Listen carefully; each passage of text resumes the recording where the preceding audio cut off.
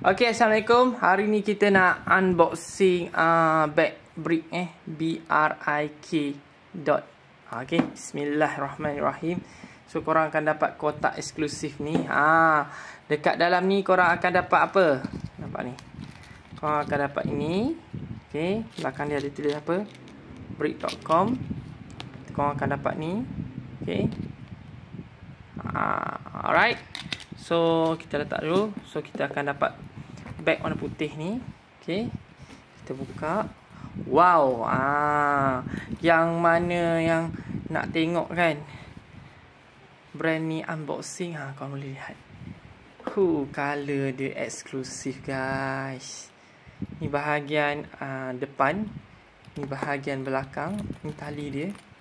Okay, ni dia punya magnet. Dia punya magnet.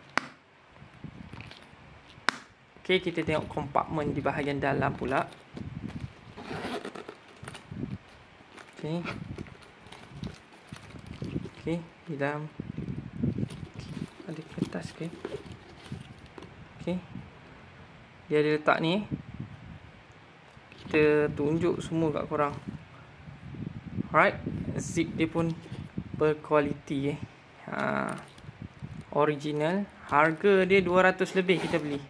RM260. Korang dah cari belum beg raya untuk bini korang, anak perempuan korang? Cepat-cepat cari. Okay, pasti raya menawan di pagi hari raya. Okay.